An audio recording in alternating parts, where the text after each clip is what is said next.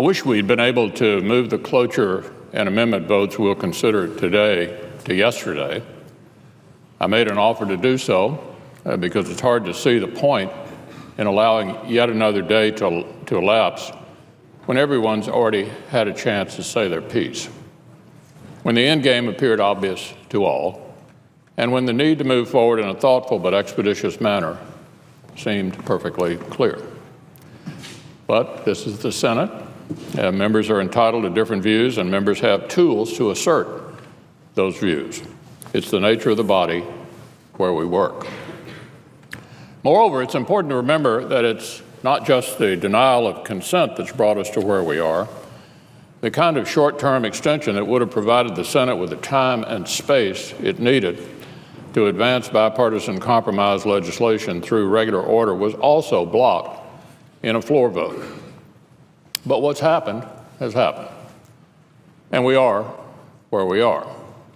Now is the time to put all that in the past and work together to diligently make some discreet and sensible improvements to the House bill. Before scrapping an effective system that has helped protect us from attack in favor of an untried one, we should at least work towards securing some modest degree of assurance that the new system can, in fact, actually work. The Obama administration also already told us it would not be able to make any firm guarantees in that regard, that it would work. At least that's the way the bill currently reads.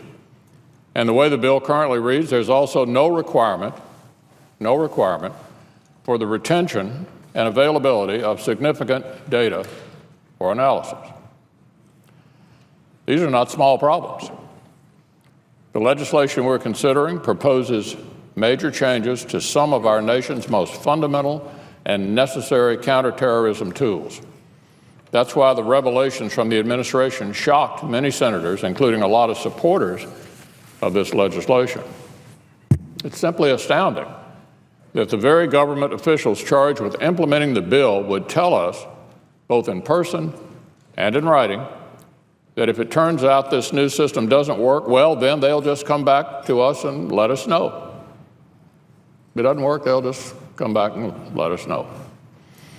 This is worrying for many reasons, not the least of which is that we don't want to find out the system doesn't work in a far more tragic way.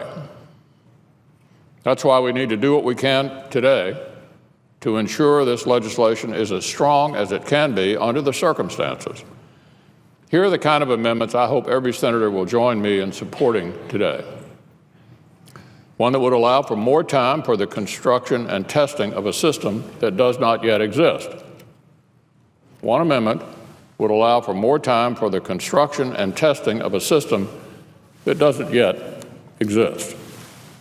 Another amendment would ensure the Director of National Intelligence is charged with at least reviewing and certifying the readiness of the system.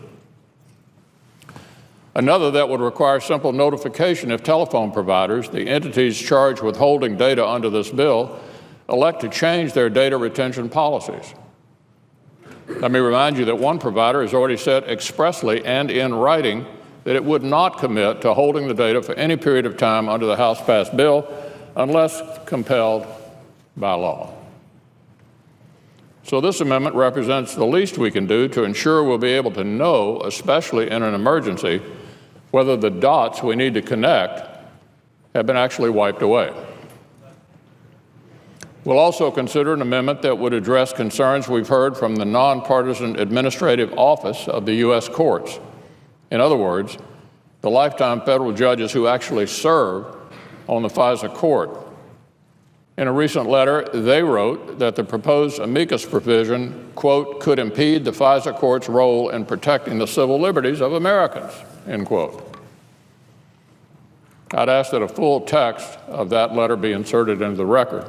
Without objection. At the conclusion of my remarks. So, Madam President, the bottom line is this. The basic fixes I've just mentioned are common sense.